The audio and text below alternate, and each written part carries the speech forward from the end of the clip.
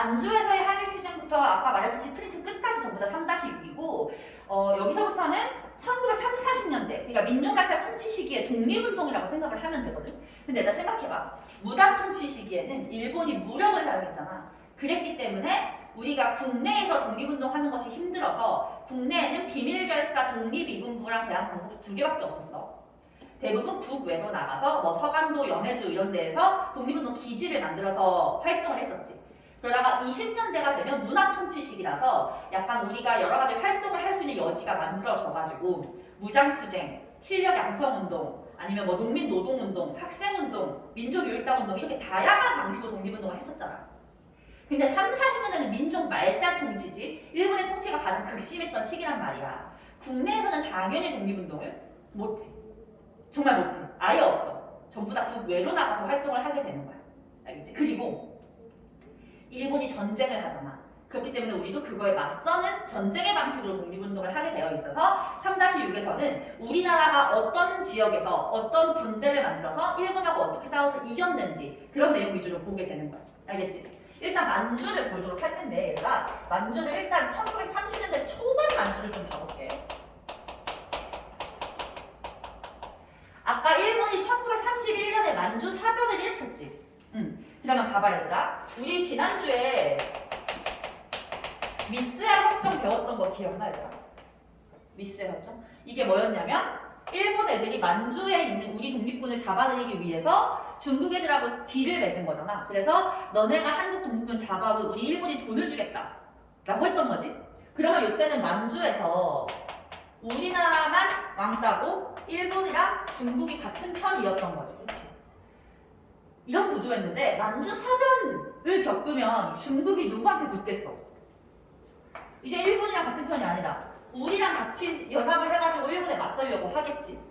그치? 그래서 30년대 초반 만주는 배경 보시면 만주 사변으로 빈칸에 만주 사변으로 중국인의 반일 감정이 고조되면서 한중 연합작전의 방식으로 진행이 된다. 한중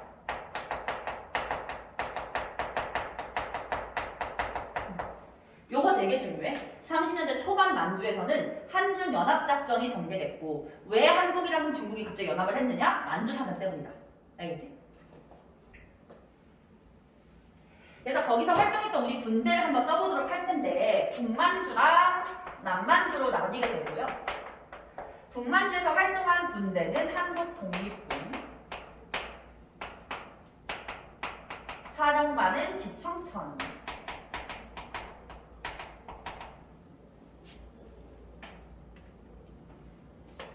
남만주에서 활동한 군대는 조선혁명군,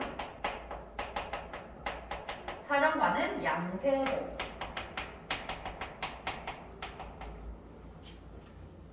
사령관도 다 외워야 돼.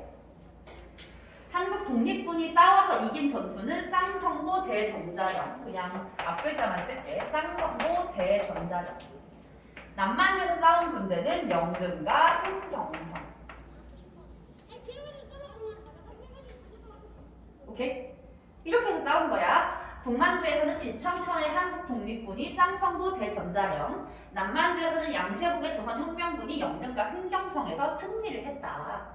그래서 이제 여기 안 썼지만 다 중국군이랑 연합을 해가지고 싸운 거야. 한중 연합작전이니까. 그런데 얘들아 이 두 군대의 활동은 딱 30년대 초반에 그쳐. 왜냐하면 이거 그냥 들어만 지청천은 이따가 뒤에서 한 번 더 나오겠지만 만주에서의 활동은 더 이상 의미가 없다고 생각하게 돼. 왜냐면 중국에서 만주가 그렇게 중요한 땅이 아니다 보니까. 그래서 만주에서 활동을 스톱하고서 중국 본토로 내려가서 이동을 하거든. 그래서 지청천은 이제 만주에서 활동을 안 하게 돼. 양세복 같은 경우에는 엄청 절친했던 친구가 일본에 밀정이 된 거야. 근데 그걸 모르고 친구를 만나러 갔다가 일본에 의해서 죽임을 당하게 돼. 그러면서 조선혁명군 이 사람들은 이제 자기네 대장이 죽었으니까 뭔가 활동을 제대로 하지 못하고 조금 흩어져 있는 상태였던 거지. 그래서 이들은 한 33년까지 활동하고 그 이후로는 활동을 안 하거나 못하게 된다. 근데 그렇다고 해서 만주를 이렇게 내버려둘 수는 없잖아 얘들아. 그래서 30년대 중반에 1930년대 중반에 만주에서 다시 한 번 군대가 만들어지는데 그 군대의 이름은 동북 항일연군이야. 동북 항일연군. 거기 첫 번째 땡땡이. 근데 얘들아, 이 동북 항일연군은 우리가 만든 군대가 아니야. 중국 측에서 만든 군대였고, 중국의 공산당이 만든 군대거든. 중국 공산당. 얘들아, 중국 공산당 하면 마오쩌둥이라고 들어봤어? 마오쩌둥이 만든 군대야. 근데 이 사람이 이 군대를 만들면서 만주 지역에 딱히 갈 곳 없는 한국 군들도 들어와라 라고 한 거야. 그래서 여기에 이제 한국인들이 껴서 같이 전쟁을 하게 된 거지, 만주에서. 예를 들면 양세국이 죽고 나서 활동을 못하고 있었던 조선혁명군의 이런 사람들이 여기에 끼게 되는 거야. 근데 얘들아, 그럼 요 동북항일연군은 중국인과 한국인들이 섞여 있는 군대일 거 아니야? 그러면 당연히 그 안에서 한국인들끼리 다시 뭉치겠지. 이 동북항일연군 내의 한국인들로 구성된 군대가 아래 칸에 조국 광복회. 조국 광복회. 동북항일연군 내의 한국인들로 구성이 되어 있었고, 이 군대는 국내로 들어가서 이제 국경지대에 있는 일본의 뭐 반서라든가 이런 데를 공격하는 식으로 전투를 전개했는데, 대표적으로 빈칸에 보천보 전투에서 승리를 했어. 보천보 전투.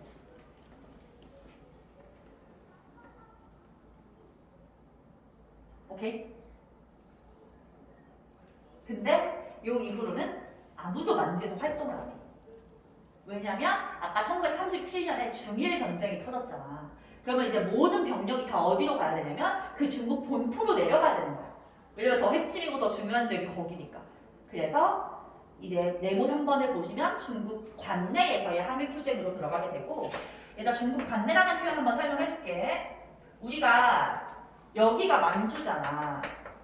만주도 중국 땅이긴 하지. 근데 아까 말했듯이 우리가 보통 중국 하면 떠올리는 건 만주보다는 요 땅이잖아. 그치? 너네가 아는 뭐 베이징, 상하이 이런 곳이 다 여기 있잖아.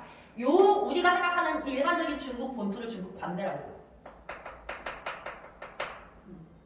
왜냐하면 여기 이렇게 만리장성이 지나가는데 관내라는 말이 만리장성 아래라는 뜻이거든. 그래서 만리장성 아래 땅, 우리가 흔히 생각하는 중국 땅을 관내라고 부르고, 아까 말했듯이 중일 전쟁으로 일본이 중국 본토를 공격했기 때문에 우리도 중국 관내로 가서 같이 항일투쟁을 하게 된다.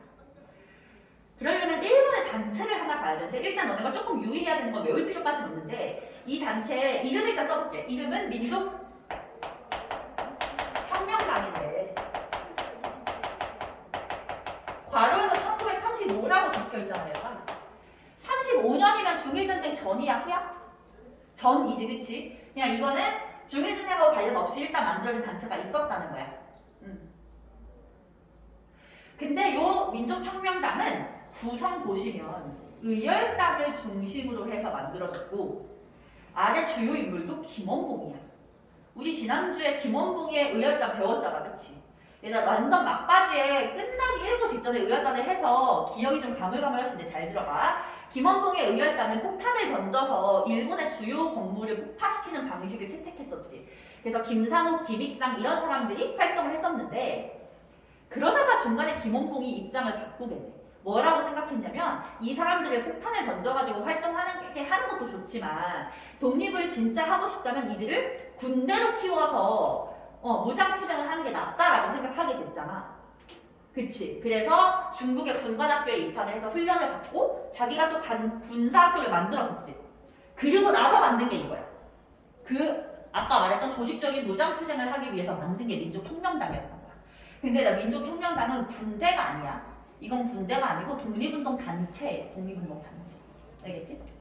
그거 잘 구분해야 돼. 민족혁명당은 군대가 아니다. 웬만한 군대는 군으로 끝나기 때문에 군으로 안 끝나면 그냥 독립운동 단체라고 생각하면 돼.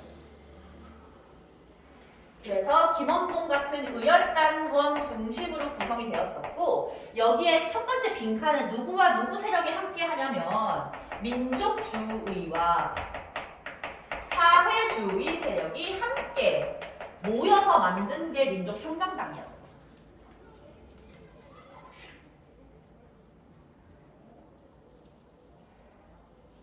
얘들아, 민족주의랑 사회주의 같이 하는 걸 우리가 첫 번째 시간에는 민족유일당이라고 배웠었지. 여기서는 뭐라고 할까 하면 화살표 뒷부분을 잘 체크해야 돼. 중국 관내 최대 규모의 통일전선 정당이야. 통일전선 정당. 민족주의, 사회주의 같이 했다는 뜻이야.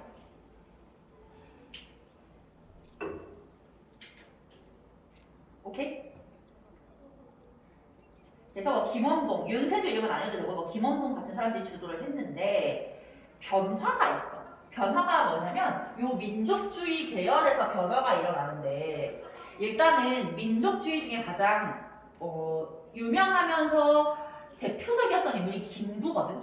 김구가 민족주의야. 근데 김구는 빈칸에 불참해서 처음부터 민족혁명당에 같이 해달라고 했는데 거절한 거야.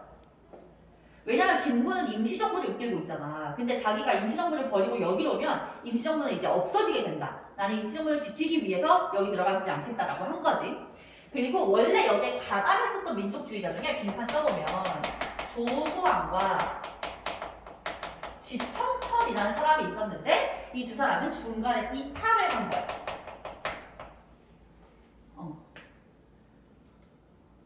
뭔가 이제 내부적으로 불만스러운 내용들이 생겨가지고 중간에 나가버렸어.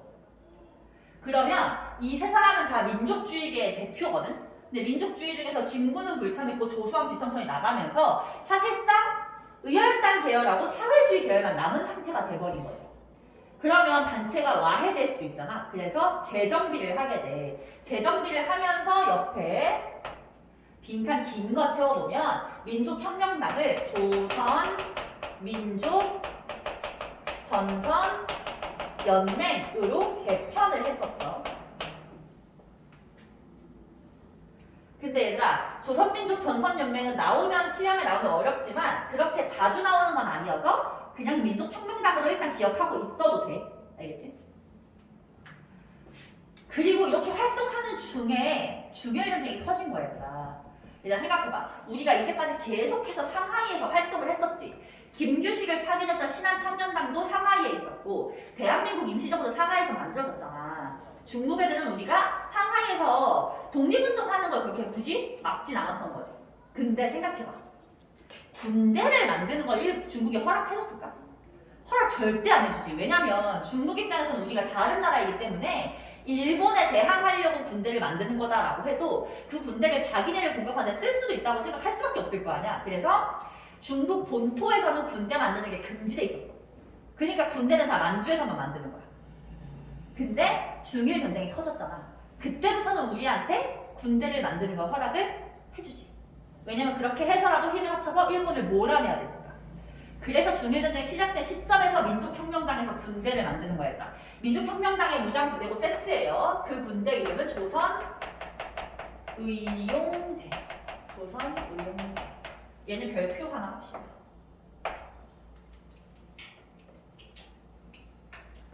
봐봐, 조선의용대 1938년이라고 나와있지. 중일전쟁이 1937년이니까 중일전쟁 이후인 거 반드시 체크를 하시고요. 중국 국민당 정부의 지원을 받았다는 거 반드시 체크해야 돼. 중국 국민당 정부의 지원을 받았다.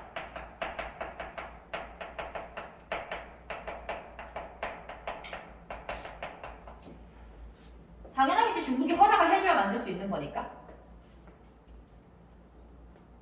근데 그 대신 중국군이랑 항상 함께 활동을 해야 되고 우리가 독자적으로 군대를 뭐 움직일 수는 없었어. 당연한 거 아니겠어? 남의 나라 땅이니까. 근데 그 중국군이랑 같이 활동을 하는 데 있어서 얘들아 생각해봐.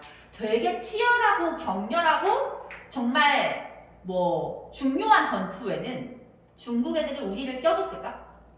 그런 전투는 안 껴줘. 결정적인 전투는 중국 애들이 다 하고 우리한테는 뭐만 시켰냐면 정말 약간 전장에서는 허드렛 일이라고 생각되는 심리전을 시킨 거야. 일본군 포로 잡혀왔을 때 포로 신문하는 거, 암호 같은 거 있으면 암호 해독하는 거 이런 것만 시킨 거야. 근데 이 사람들 대부분 의열단 출신이잖아. 의열단 얼마나 잘 싸운지 알지? 가뜩이나 잘 싸우는 의열단이 훈련도 십몇 년을 받아가지고 지금 활동을 하는데 고작 하는 게 포로 신문당 이런 걸 하고 있으니까 불만이 커져가는 거야. 불만이 커져갔어. 그래서 봐봐. 두 번째 줄을 보시면 내가 이렇게 쓰진 않았지만 이런 소극적인 전투에 불만을 품은 일부 대원들이 이동을 해가요. 저기 조선 이용대를 떠나서 이동을 해가는데 어느 지역으로 이동해가냐면 화북 지역으로 이동을 해가거든. 얘들아 그냥 이름만 봐도 북쪽 지역 같잖아, 그치? 원래 이 중국 지도를 봤을 때 조선 의용대가 주로 활동하던 건 요 남쪽 지역이었는데 여기 말고 북쪽으로 가면 거의 만리장성 근처로 가면 거기서는 한국인들에게도 여러 가지 전투의 기회를 준다라고 해서 이동을 해간 거야. 요 지도는 그냥 가볍게만 봐야겠다. 뭐 디테일하게 알 필요 없어. 그냥 화북이니까 북쪽으로 갔다. 그래서 거기에서 이동해간 사람들끼리 군대를 다시 재편하는데 그 군대 이름이 조선 의용대 화북지대인 거야. 조선 의용대 화북지대. 쉽지 얘들아? 조선 의용대의 일부가 소극적인 전투에 불만을 품고 화북으로 가서 이름을 조선 의용대의 화북지대라고 지은 거야. 근데 모두가 이동해간 것은 아니니까 이동하지 않은 나머지. 근데 그 나머지에는 김원봉이 같이 포함되어 있었거든. 나머지랑 김원봉은 나중에 대한민국 임시정부에 합류하게 됐어.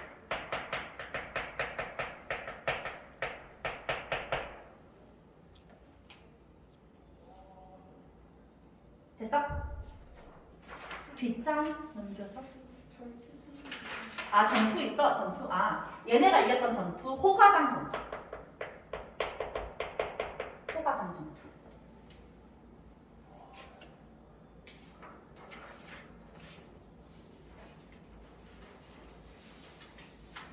그 다음 넘어가서 얘들아 임시정부 들어가기 전에 3분만 쉴게. 3분만 쉬었다가 봅시다.